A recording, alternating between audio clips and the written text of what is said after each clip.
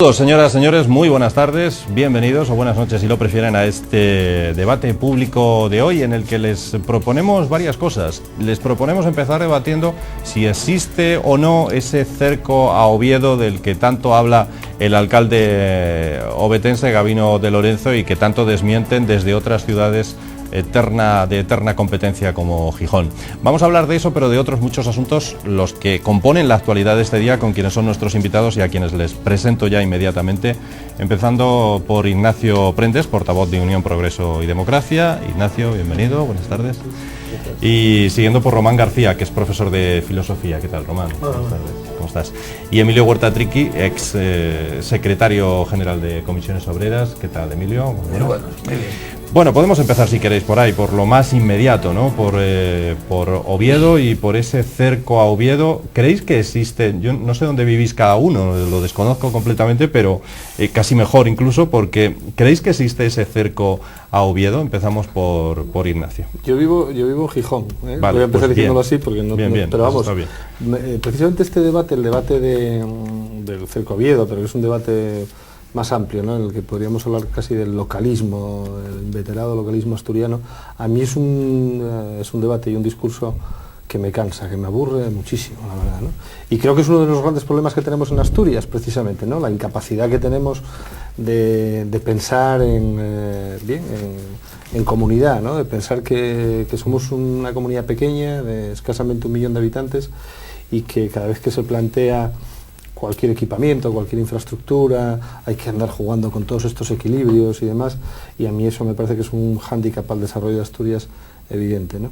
Por otra parte, el discurso de Gabino de Lorenzo es un discurso clásico que él arrastra ya desde el principio de su acceso a la política y que vuelve a retomar cíclicamente. Me acuerdo todavía la campaña de recogida de firmas contra los premios Príncipe de Asturias, en fin, cada vez que entiende que yo creo que necesita reforzar su papel como figura política, pues hace este tipo de apelaciones, ¿no?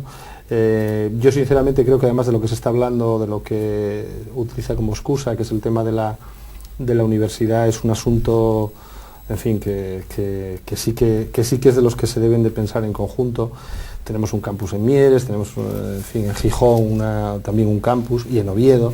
Y yo creo que hoy en día pensar que con las distancias que hay entre Gijón, Oviedo, Mieres, en fin, puede haber un campus circunscrito a una ciudad, o que una facultad de minas se pueda instalar en Mieres, se pueda instalar en Oviedo, supone algún detrimento para los ciudadanos de Oviedo, me parece que es un discurso pequeño, un discurso, no sé, iba a decir aldeano, pero no me gusta, porque bueno, es una acepción que se utiliza mucho aquí en Asturias con términos peyorativos, aunque para mí no tiene ningún término peyorativo, ¿no? Pero que quiero decir que es una manera de pensar muy pequeña, muy reducida a lo inmediato, ¿no? Román. Pues hombre, yo recojo básicamente lo que acaba de decir Ignacio, e incluso pues bueno, no sería tan grave que el gobierno del Principado trasladara la catedral a Gijón por el tema de conservar la piedra, ¿no?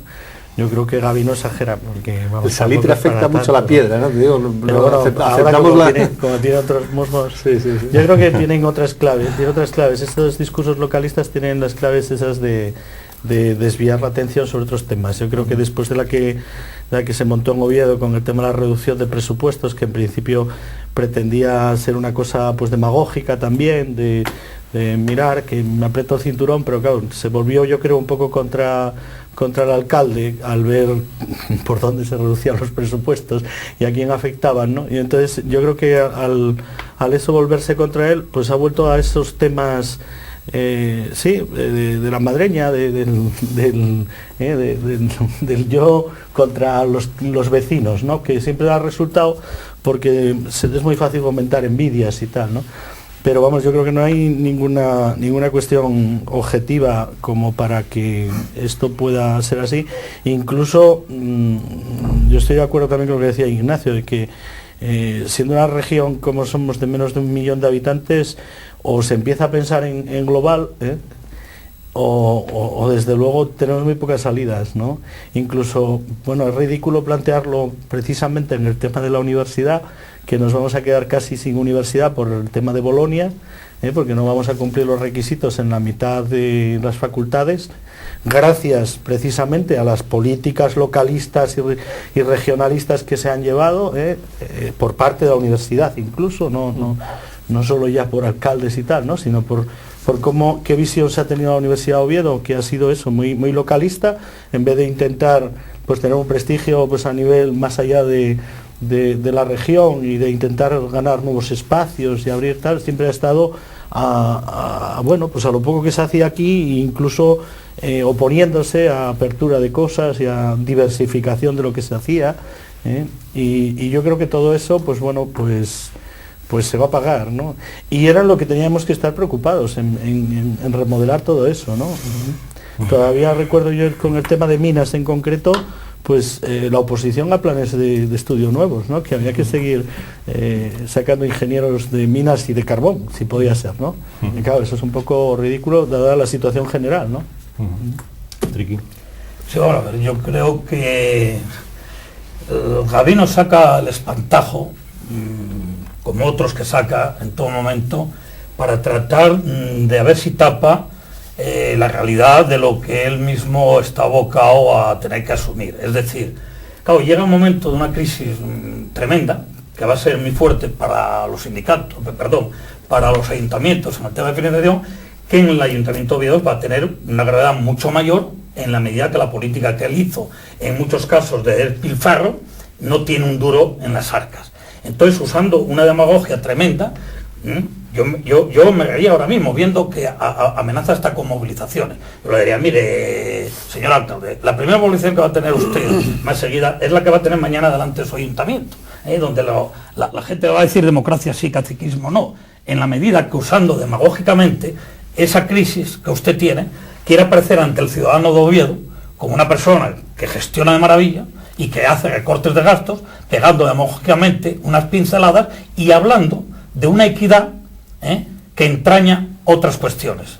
Se queda tan conforme diciendo y atacando con mucha razón a Zapatero porque da 400 euros sin discriminación ninguna, y luego va él y hace lo mismo diciendo, quito un liberado a cada partido y por lo tanto es equitativo. No, mire usted, yo le voy a decir de otra manera, usted quita un liberado a su partido pero le quedan 8, usted quita un liberado al PSOE pero le queda otro, y usted quita a CID un liberado y no le queda ninguno, y no le queda ninguno porque todo esto que está haciendo ahí es precisamente para ver si se le quita a quien le ha metido la denuncia de la yeguada, que usted tendría que ser respetuoso con la justicia y esperar en qué da eso, ¿no? Yo creo que está muy nervioso en ese sentido. Y entonces saca esos espantajos. Saca los espantajos, claro, cuando ha regalado tanto dinero al siglo XXI, a Palacio Calatrava, has hecho todo, pues ahora mismo no tienes un duro. Eso evidentemente, y para terminar, no quita que algunas partes de razón tengan, pero otras las tiene y se las quita. Por ejemplo, ¿verdad? Dice, ¿por qué dio al baloncesto esa ingente cantidad de dinero el Principado? No,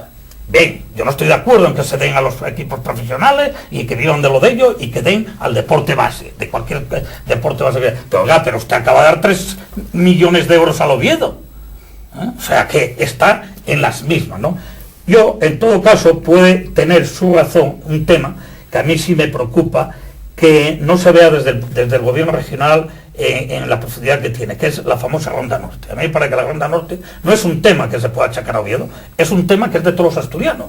Es decir, hay temas que, oye, lo que decía Nacho, lo que decía Morá, que aquí no podemos andar de pueblerinos, es que hay infraestructura que a mí me da igual, que esté en el Gijón, que esté aquí, que esté en Avilés, porque es todo un cogollo, pero tienen que estar, de la que sea, culturales, etcétera, etcétera, me da igual. Y esto es una infraestructura que para evitar lo que tiene Oviedo, donde tiene que haber mucha gente de gestiones, etcétera, etcétera, que mejoraría y que no tendrá salida hasta que no tenga la Ronda Norte, pues pasa por eso. Por lo tanto, yo creo que a Gabino, en el sentido hay que hacerle ya muy poca cosa, ha perdido las elecciones y creo que ha perdido la forma de escaparse huyendo como quería huir del ayuntamiento, porque sabe que ahí ya no va a haber un duro y lo va a tener muy difícil a posteriori, ha perdido, sabe que ya no tiene solución por la vía tal, y lo que tendrá que hacer es irse a casa, donde está ya, ¿no? En la finca de Onís, dejar la cosa tranquila y que no pica ya la gente, claro, ya como estas cosas. Yo creo que hay, decías una cosa muy acertada, y es el tema de que, bueno, en algunas cosas a lo mejor tiene razón, y es que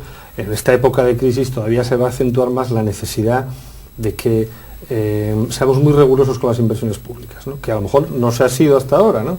Y se han duplicado equipamientos, infraestructuras, cuando a lo mejor, pues, en fin, era solo con un equipamiento para toda Asturias, no hacía falta un palacio de festivales en cada ciudad. O, por ejemplo, él habla de la temporada de ópera y dice, bueno, que se pretende duplicar esa temporada de ópera y subvencionar una temporada de ópera en la Universidad Laboral de Gijón, ¿no? Bueno, a mí me parecería mal eso. Es decir, realmente la ópera, y hay una temporada de ópera tradicional y con calidad como es la que hay en Oviedo, pues subvenciones la de Oviedo, que es la de toda Asturias, no es la de Oviedo, es la temporada de ópera de Asturias, ¿no? Bueno, y alguna otra cuestión más en ese sentido, pues sí puede tener razón, ¿no? Pero yo creo que la clave está un poco en lo que decías al final. Él hizo una excursión tratando de ser por las listas nacionales en las últimas elecciones como líder nacional, tratando de ir al Congreso. Perdió esa apuesta que hizo, precisamente por haber hecho una campaña absolutamente localista, absolutamente pueblerina, absolutamente de corto alcance, ¿no? Y entonces yo creo que él se ha quedado reducido, pues eso, a un líder local, puramente local, cuando fue, no podemos olvidarlo, no hace tanto tiempo, en el mes de marzo, la gran apuesta del PP asturiano para ganar las elecciones legislativas, unas elecciones que eran en clave nacional y que no supieron entender para nada qué tipo de mensaje era el que tenían que lanzar en esas elecciones. Sí, no, y es más, yo creo que si realmente quisiera hacer una crítica pues al gobierno regional y a cierta concepción del despilfarro y etcétera, etcétera, yo creo que lo que tendría que haber criticado eran los pactos que se acaban de establecer, que son puramente para salvar los trastos y a base de chequera y de colocar a gente, ¿no?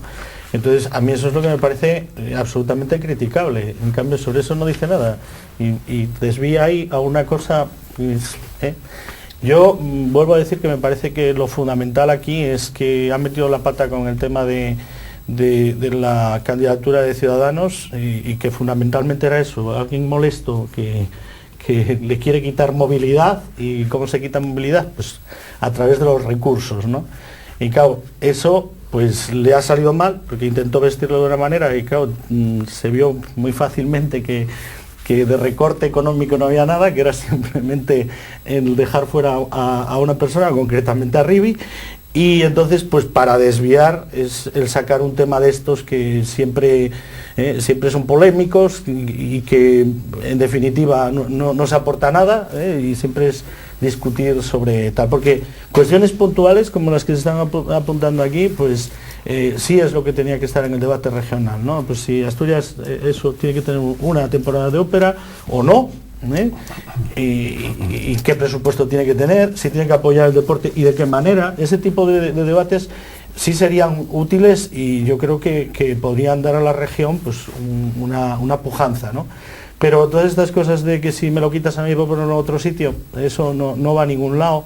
Y además que muchas veces es falso porque son dinámicas que incluso yo creo que ni tienen que ver con el gobierno regional. O sea, en lo de la universidad hay tal cúmulo de tensiones de tirar para un lado y para otro que bueno, sobra el gobierno regional, ¿no? Me imagino que habrá más intereses por parte de los universitarios. Y me aportas una cosa, Triqui, ya que estamos hablando de Rivi, ¿cobraba o no cobra sueldo Rivi del Partido Comunista? Porque estamos asistiendo en los últimos días a ese juego de ping-pong. A ver, yo creo que Rivi hoy en los medios de comunicación, lo que leí, creo que va a misa. A mí me parece que a Caunedo le han metido una bola.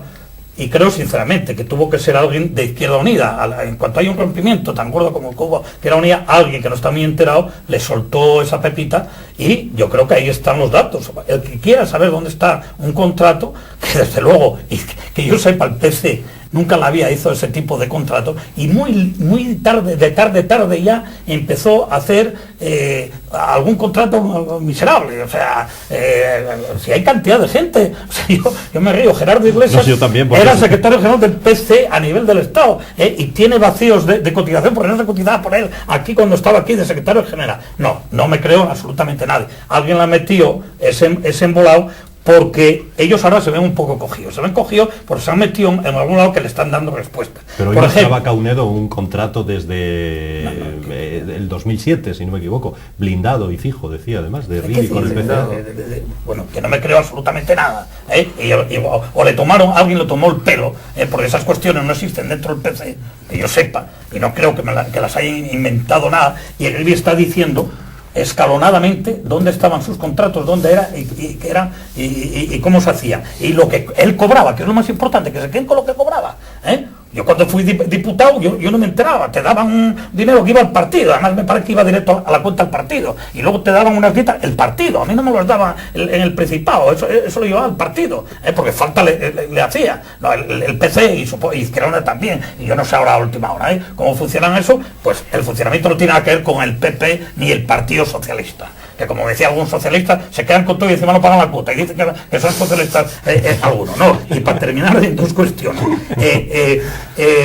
a ver, señor Gavino, explique usted al pueblo cómo está pagando anualmente 190.000 euros a dos asesores, uno, un arquitecto cuando tiene el arquitecto municipal, pero otro que es más gravísimo a mí, don Agustín. ¿Qué informe les da ese señor? ¿Qué informe les da? ¿Por qué le da a usted esos ¿por qué no explica al pueblo por qué le está dando 90.000 euros? No lo entiendo. Y luego, evidentemente, proyectos que sean de verdad debate, que en esta región lamentablemente caemos en los pueblerinos y no hay forma de hacerlos bien. Por ejemplo, él se queja, y puede tener parte de razón en cosas, el Museo de Bellas Artes es muy importante, se está dejando ahí de cuestiones y se estuvieron metiendo ingentes cantidades de dinero, muchas veces sin saber para qué, en el tema de la laboral por un elemento que nadie supo qué hacer con la laboral.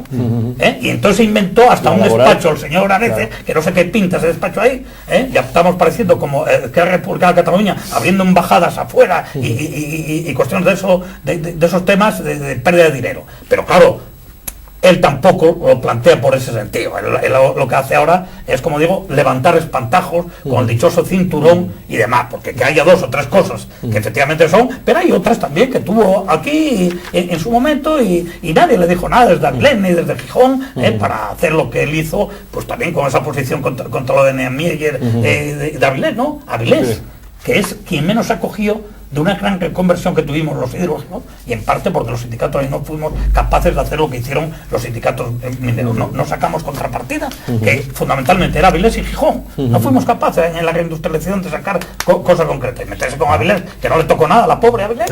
Bueno, Romano o Ignacio, si queréis aportar más de este asunto, si no, pues casi que mejor. Casi que os lo agradezco y así cambiamos de asunto, porque hoy publica el Confidencial Digital que Zapatero está comunicando ya a sus íntimos que no va a ser el candidato en el año 2012. ¿Os creéis vosotros esta información, esta noticia, que por cierto dicen que la ha lanzado Bono, ¿no? No. Bono ya lo había lanzado, si os recordáis, sí, hace Bono, tiempo que Bono lo había lanzado, en la presentación le armaron una porque a la altura aquella que lo había lanzado, aunque fuera verdad, no puedes hacerlo en términos políticos, es muy temprano y demás, ¿no? Pues puedes armar una guerra dentro del partido, entre ellos él, que lleva un guerrero que era lo que quería ser. Hay que pensar que el Zapatero ganó por 8 votos a Bono solamente. Yo me lo creo, después de que yo he sobremojado de lo que había dicho, sobre todo teniendo en cuenta la gran crisis que tiene y el follón donde se ha metido Zapatero con el tema de los nacionalismos y demás. Él tiene un país que si ahora mismo está el PP prácticamente igual que él, es por el desastre del PP interno y que tienen un follón montado y que no son capaces de tal, pero es que la crisis, el paro, los grandes problemas que va a tener este país, al que esté gobernando, yo digo, siempre al que esté gobernando, que de cualquier forma se va a encontrar con una panceta aquí tremenda, tiene tal nivel de desgaste que entre otras razones él tenía que saber que pierde. Pero bueno, dice, el mejor marchar, pero quedó un poco bien. Ignacio. Largo me lo fiáis, que se dicen la frase clásica, ¿no? Porque vamos, decir en el 2008 que voy a dejarlo en el 2012, bueno, de aquí al 2012 pueden pasar tantísimas cosas. Elecciones adelantadas, entre otras cosas, puede haber elecciones anticipadas, no sé, ya veremos, ¿no? Pero vamos, yo lo que sí creo es que la limitación de mandatos debería de ser algo establecido legalmente. No que sea el deseo de este o aquel gobernante que, bueno, que parece que nos están perdonando la vida, ¿no? Que se están dando una dádiva y decir, no, yo me voy, tranquilos, que yo dentro de 4 años me voy. No.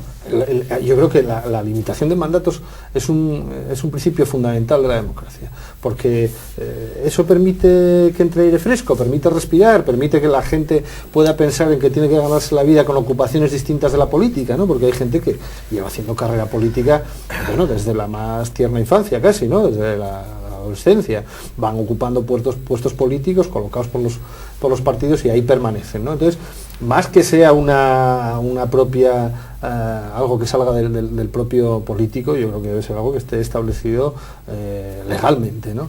Y no me creo, sinceramente, no me lo creo, me parecen que son rumores interesados, y no creo que un político como él, por los problemas, por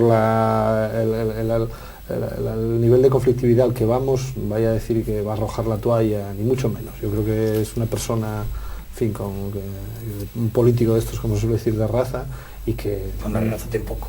De raza política, es decir, de los que lleva de los que yo digo que lleva haciendo carrera política desde la más tierna infancia, porque yo creo que, vamos, en la universidad, que yo sepa, estuvo 6 meses. De profesión, más que de raza. De profesión, sí, de profesión política. Entonces, bueno, estar ahí ahora el presidente del gobierno, y bueno, no sé, creo que no me lo creo, vamos. Bueno, yo si lo dice Bono, pues lo creo, porque como tiene contacto comunicación con otro el mundo, más allá.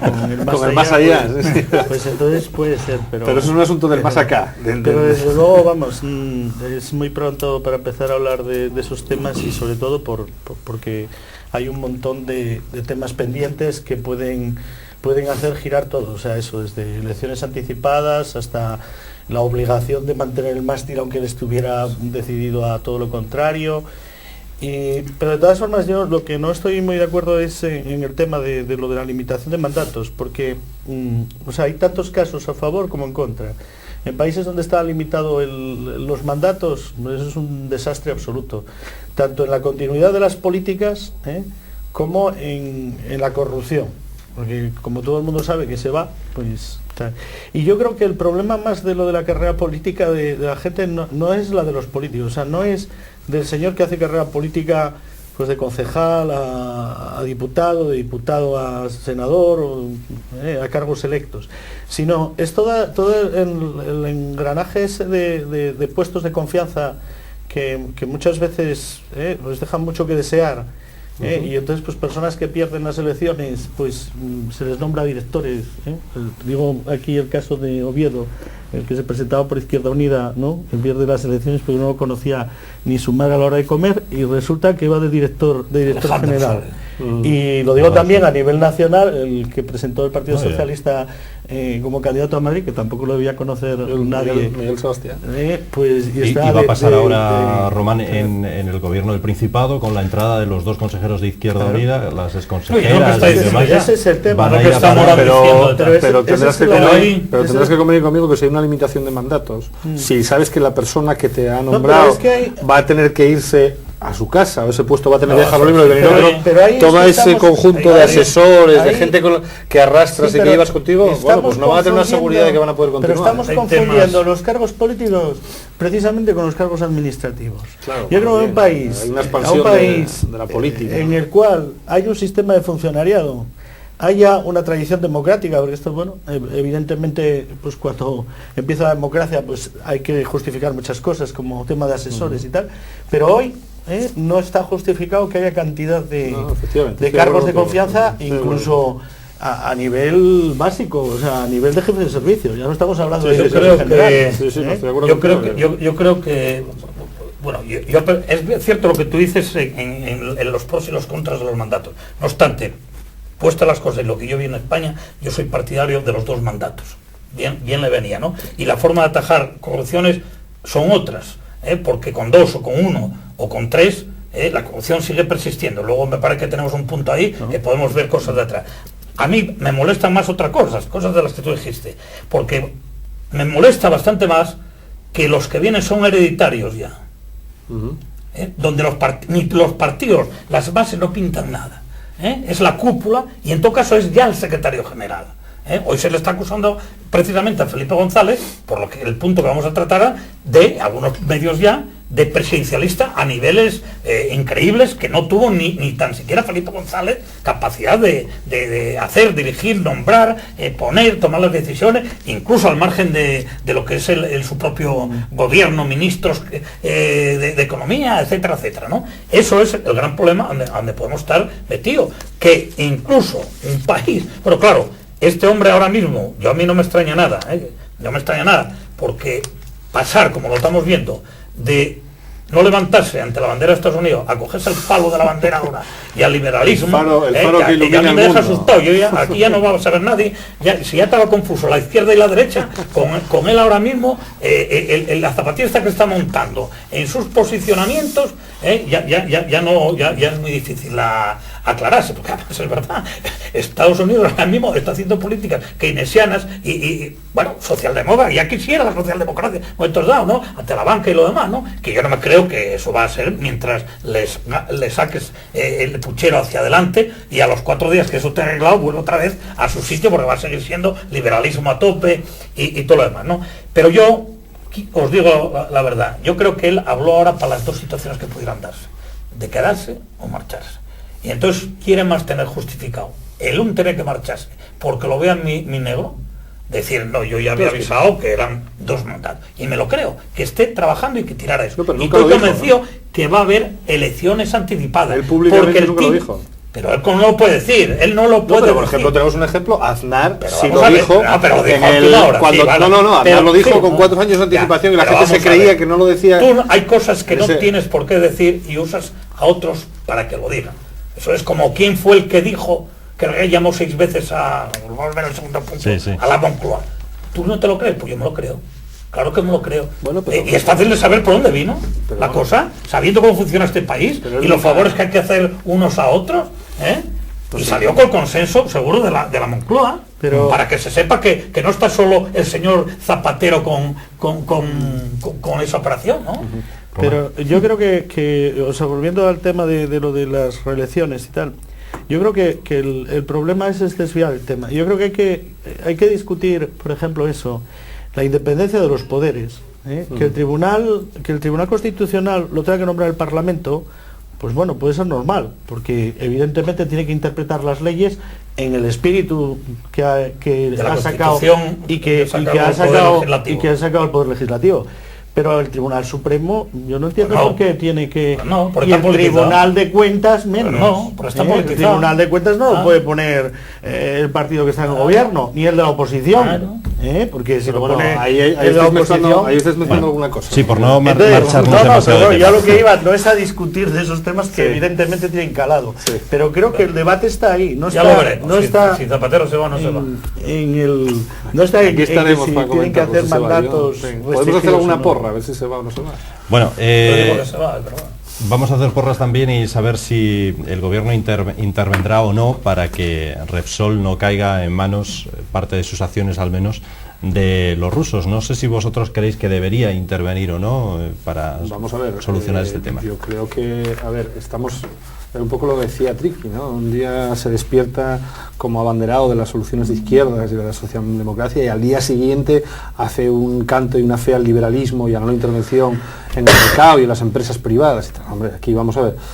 Se hizo una intervención en su momento, incluso legislativamente, con un decreto dictado específicamente para esa situación, para impedir que E.ON, que era una empresa alemana, una multinacional alemana, en fin, dentro del mercado comunitario, con lo cual, si creemos en la existencia de ese mercado comunitario, para nosotros debería estar al mismo nivel que otra empresa española, y se hizo una intervención específicamente para que E.ON no entrase en Endesa, ¿no?